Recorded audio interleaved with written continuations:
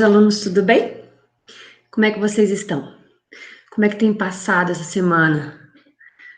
Muito cansado de estar em casa? Não, né? A gente está numa rotina de aula, com bastante conteúdo, com bastante exercício agora, e vocês já foram informados que na semana que vem as coisas vão melhorar mais ainda. Nós estamos dando um upgrade na nossa plataforma, então as aulas tendem a ficar melhores, porque agora a gente vai ter contato direto. Essa é a nossa última videoaula gravada, né? A próxima aula da gente, a gente vai ter contato direto, conversar, trocar ideias, tirar dúvidas em tempo real, e a ideia da nossa escola é cada vez melhorar mais.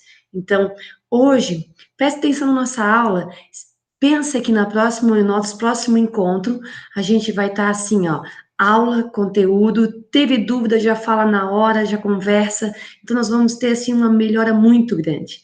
Um pouquinho mais de paciência, certo? Quanto à nossa história de coronavírus, a paciência tem que ser um pouco maior ainda. Vai levar um tempinho maior, né? O bom é que nós estamos com saúde. O bom é que os nossos estão com a gente.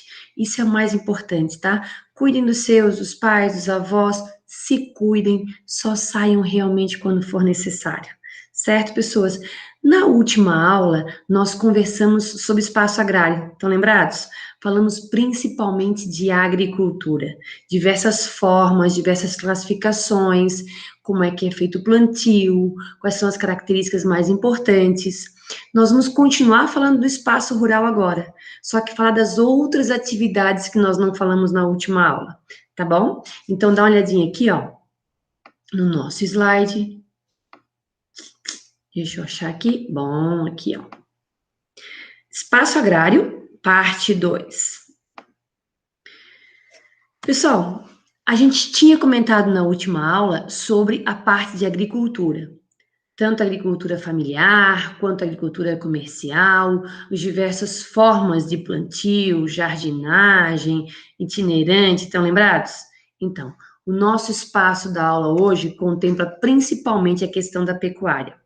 Para quem não sabe o que é a pecuária, o conceito realmente é a criação e reprodução de animais destinado tanto à subsistência, alimentar os donos da propriedade, quanto também para comercializar, para atender interesses econômicos, tá?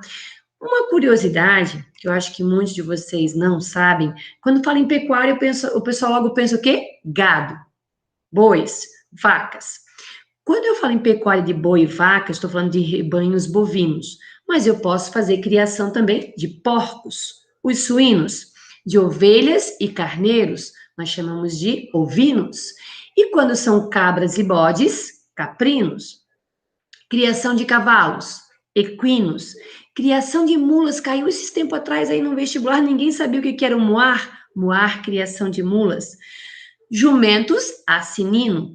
Búfalos, bufalino, e olha lá, a avicultura aqui em Santa Catarina, assim, ó, é forte na região do oeste, assim como as de suíno, né? A avicultura é a criação de aves. Essa eu acho que vocês não sabiam, hein? Criação de coelho, cunicultura, diferente, né?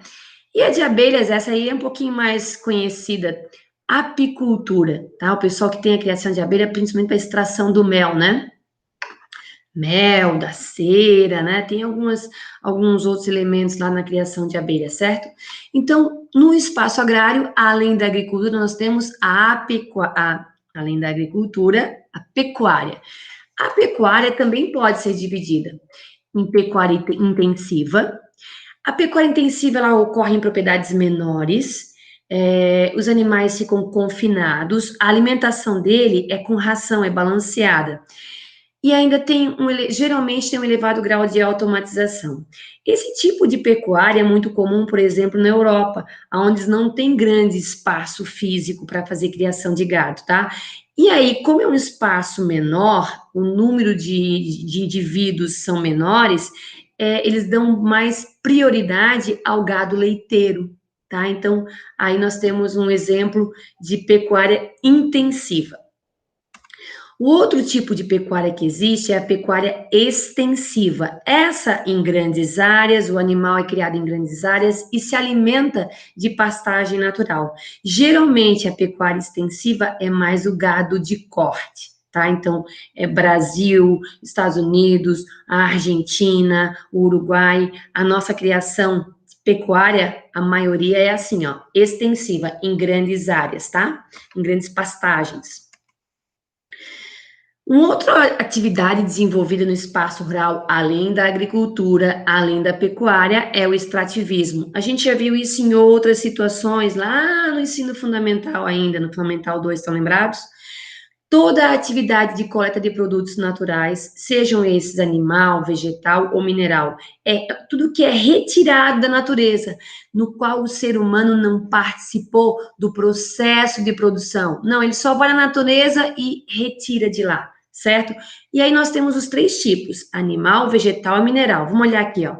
O mineral, exemplo, quando eu extraio ouro, quando eu extraio esmeralda, carvão, ferro, o ser humano não fez parte da produção do ouro, ele só vai lá na mina e extrai. Extrativismo mineral. O outro tipo, extrativismo vegetal. Alguém tem ideia o que são essas bolinhas aqui no canto aqui, ó, roxinha? O pessoal que gosta de açaí com leite condensado, com leite ninho, tá aí, ó. É assim que se extrai o açaí. O cara vai lá na floresta e vai na árvore do açaí e retira esses cachos de açaí, debulha o açaí. Não foi ele que plantou o açaí. Ele vai lá na floresta e acha uma árvore de açaí e retira os cachos de açaí. Nós temos nessa foto também extração ali de madeira, ó. Inclusive, a maioria da extração de madeira em áreas florestadas, ela é ilegal, tá? Por isso, vocês podem observar ali o pessoal do colete ali do IBAMA, né? Então, quando eu extraio árvores da floresta, eu estou fazendo extrativismo. Essa árvore não foi plantada, ela não foi cultivada, ela só está sendo extraída na natureza, certo? Por último, ali nós temos a imagem de um cara com uma ferramenta, que é uma laminazinha, ele faz riscos, né, cavinhas nas árvores de seringueira, e ele tira um líquido branco, que é o látex, que dá origem à borracha.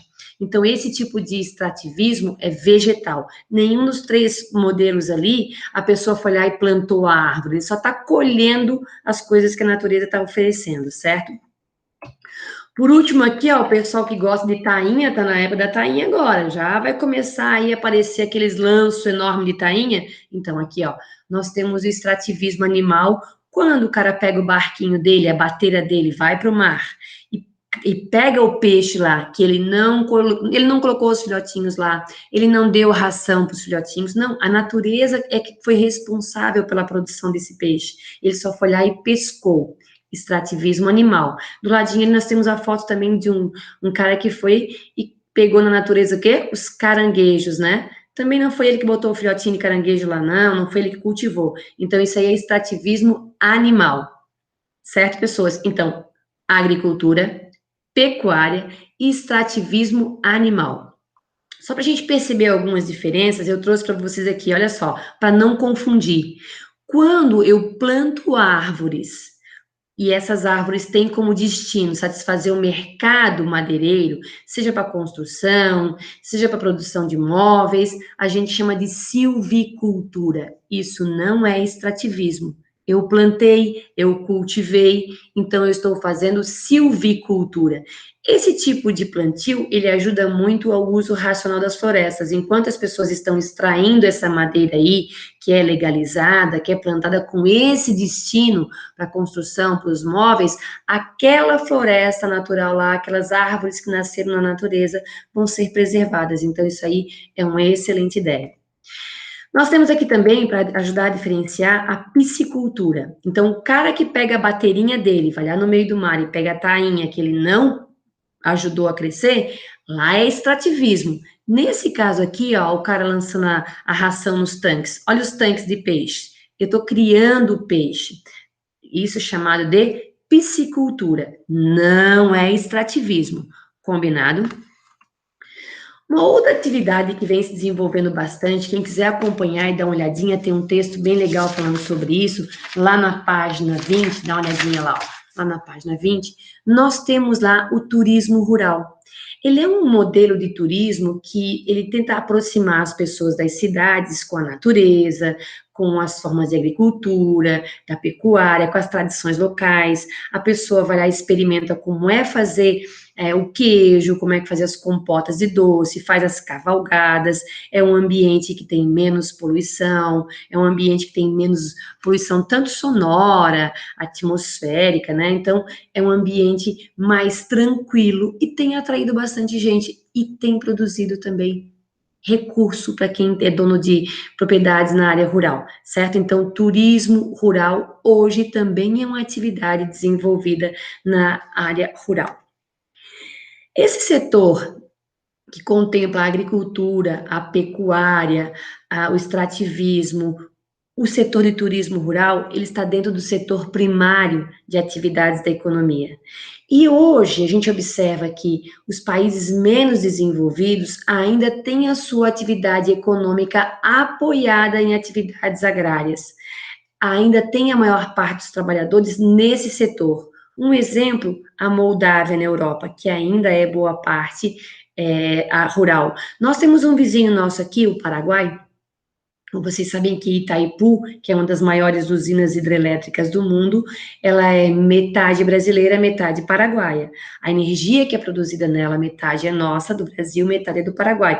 A nossa metade, nós consumimos toda essa energia. Mas a metade do Paraguai, ele nos vende. Nós compramos a energia que Itaipu produz, que seria para o Paraguai. Porque, na verdade, como o país ele é predominantemente rural, ele tem poucas indústrias, a parte dele industrial é pequeno, então ele vende energia para a gente. Então, um exemplo de país que ainda está apoiado em atividade agrária, aqui pertinho da gente, o Paraguai. Os países que se industrializaram lá no século XIX ainda, ocorreu um esvaziamento dos trabalhadores nesse setor primário de agricultura, de pecuária, de extrativismo, tá? Então, nesses países atualmente hoje, a maior parte das pessoas ou estão na indústria ou estão no terceiro setor. Dá uma olhadinha na última bolinha ali, ó. O setor de serviços hoje é, no mundo e no Brasil, o setor que mais cresce, tanto em geração de riquezas, quanto em concentração de trabalhadores, tá? Isso vale para o Brasil, isso vale para o mundo. Então, se cair alguma questão para vocês no futuro sobre Enem, vestibular, falando de qual é o setor da economia que gera maior número de vaga para trabalhadores, atualmente, é o setor terciário, tá? E aí, pessoas, obrigada pela atenção de vocês, mas deixa eu dar uma olhadinha aqui em vocês aqui, que eu tenho mais uma coisinha para falar para vocês. Espera aí, deixa eu chegar aqui. Peraí, não foge não. Aqui comigo. Dá uma olhadinha aqui, ó. Lá na página 23, essa página aqui, ó. Que ela tá falando justamente sobre o setor terciário, né? Então, ela vem falando do setor primário por causa das questões do espaço agrário, mas ela faz um parêntese aqui de um setor terciário, de uma parte do setor terciário que é nova, que é interessante, que é o e-commerce. Muitos de vocês já estão praticando esse tipo de comércio, que é a compra pela internet, tá? Então, dá uma olhadinha lá na página 23, lá, ó. Com o número de pessoas cada vez mais conectadas na internet, esse tipo de comércio aumentou muito. E agora, como a gente está passando pelo processo do coronavírus, onde boa parte das pessoas está confinada na sua casa, evitando saída, esse mercado do e-commerce, que é justamente o tipo de comércio que acontece através dos canais de internet, ele teve um boom, um crescimento gigantesco. Então, o que a gente vai observar nos próximos livros de história, de geografia, de sociologia e filosofia, é justamente esse período que nós estamos passando agora. Com certeza, o que vocês estão vendo agora, durante a pandemia, infelizmente o número de mortos, o tempo que nós estamos ficando confinados, as estratégias para poder evitar o contágio, o uso de máscaras, as pesquisas com novos medicamentos, as pesquisas com vacinas, as mudanças políticas, as mudanças nas atividades econômicas, tudo isso aí vai fazer parte de uma nova folha da geografia, da sociologia, da parte de história, tá? Então, olha só, prestem atenção, o que vocês estão vivenciando hoje vai cair no vestibular e no Enem de vocês daqui 2 anos, 3 anos, né? 2 anos, na verdade, 2 anos e meio, né? Vocês têm daqui até o vestibular de vocês, o Enem ano que vem você já está valendo para vocês, então prestem atenção que não perca a oportunidade de ver jornais, de ver as notícias, porque vocês vão poder aprender ao vivo. Isso é muito mais importante, isso é muito mais detalhado do que quando vocês têm que ver no livro de história, certo? E aí, pessoas, dá uma olhadinha aqui, ó, na página 24, página 25, nós temos lá os exercícios, segue mais ali ainda, o último na página 26, nós temos ainda os exercícios, certo? Não esquece, próxima aula vai ser ao vivo, vai ser bem melhor. Beijão para vocês, tchau, tchau.